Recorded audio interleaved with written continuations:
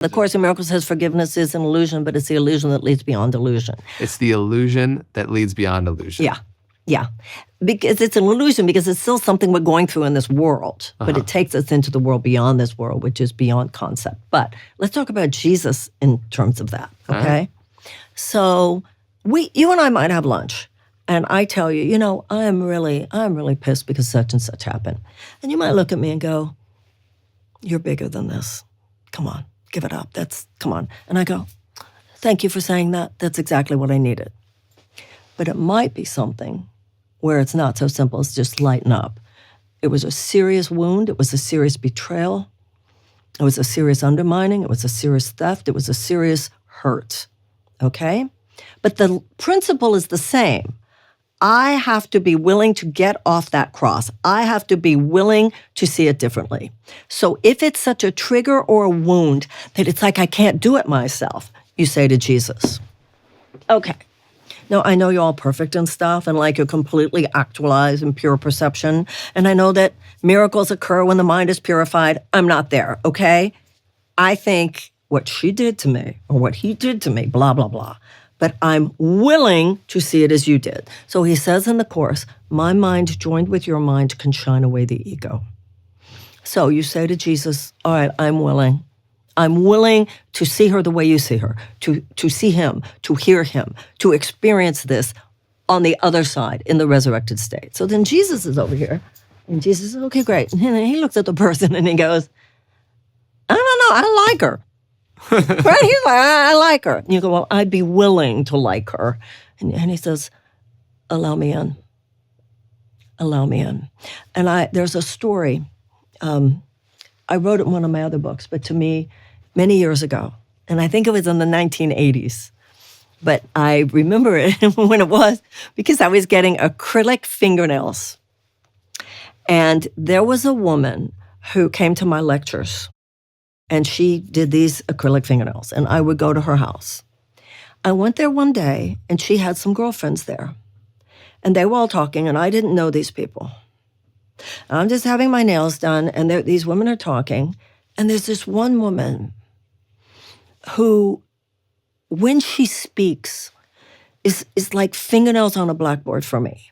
It sounded so affected to me. So I think that what you should do, I don't even know, I don't remember the specifics, but I remember that I had wild judgment on the tone of this woman's voice. Okay. But I also realized the irony that here this woman who is working on my fingernails thinks I'm beyond that, and she probably has no idea what I'm thinking. So I do, I've learned a long time ago, if I practice what I preach, my life works well. And I said, God, I'm willing to see her differently. That's, the Course says, the moment of power. Salvation, changing of your mind, begins when you consider the possibility there might be a better way. I'm willing to see this differently. Just in my heart, silence. I don't know if it was 2 minutes later, 3 minutes later, 5 minutes later. One of the people said to the woman whose voice I had such judgment on, is it true that they let your father out of jail? Now, I'm just listening. And it was, I come to understand, one of those cases like you see on television, where a man had 2 children, one of whom was this young woman, and he literally brought them up in a dungeon. Literally. They did not know how to talk. It was one of those really horrible situations. She was, 18, 20, something like that? By the time someone rescued them, she had to learn how to talk. Her tone of voice didn't change. I changed. 10 minutes before, I was like, what's with this chick? My God. To such admiration for her bravery, for her effort. She didn't change. I changed. By definition, when you're judging someone, the Course in Miracles says you're wrong even if you're right. You don't see the whole thing. And so the Course says, it is the purpose of your life to learn to think as God thinks. What are you thinking God would not be thinking about that person? What is God thinking that you're not thinking about that person? And if you can't see, ask. That's such a powerful story. And I just think of, I take that example that you just gave, and you can like put that and project that understanding to everything, every single person that you encounter in life. You look at the dominoes from 1,000 ancestors back, and every single behavior and action and thought and word up into the moment of anyone's life that cultivated them to be who they are, how they think, how they act, then you would have perfect understanding as to why they are transgressing you or other people in the way they are. Of course, people need to be held accountable for their actions. And at the same token, you can't judge and understand something at the same time. And Absolutely. And so the Course in Miracles says you think you need to understand someone to know, to judge whether or not, decide whether or not they're worthy of your love. But I tell you, until you love them, you can't understand them. So if we had Kamala Harris and Donald Trump in a room for 24 hours and the space was created where they felt perfect permission, just tell us the story of their lives, we would be deeply in love with both of them by the end of the day. Our politics might not have changed. We still have strong feelings about who should exercise the leverages of power.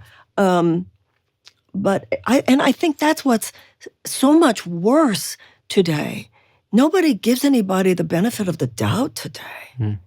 And that has tremendous repercussions in terms of our collective decision-making, political. I think another useful tool that I found, I think it was in my conversation with Dr. John DeMartini in terms of talking about human behavior and values and judgment in particular, like when you judge anything that somebody does, to reflect on where you've exhibited that behavior or thought to varying degrees in your own life, it diffuses the judgment immediately, I feel like. I've had that so much with young women. Oh, look at how that outfit she's got on, and oh my God, the way she's throwing her sexuality around me. Marianne, think back a few years. Those women are nothing compared to who you were. So, it's like getting older really does that one. It's like, oops, I forgot. A few years back. Yeah. Yeah, it's so funny how smaller bandwidth can be for accepting. Yeah. That wasn't just me. I was much worse. You've done so much amazing work over your career, spreading these messages of love and reminders of our own power and light. What do you feel like, if you had to boil down from your previous 16 books and all the seminars and teachings you've been doing, what do you boil down to your core message? Try to forgive the whole thing. I don't see it as my message. I write about great religious and spiritual traditions and themes, universal themes, and they do come down to love one another. And then life works. And when we don't, it doesn't.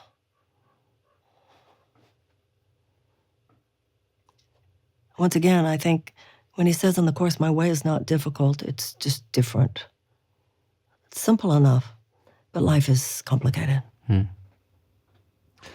you hear God cannot do for us what he cannot do through us, how does that, what does that change in your life? Like, it means you're responsible. It's like you can't say, dear God, I'm going to stay with this dysfunctional behavior, but I don't want to experience all the craziness that results from it. No, he's not going to. He set up the law of cause and effect for your protection. And he's not going to change it. Once God sets up a law, nothing God creates is changeable. So every thought has a cause, every action has a reaction.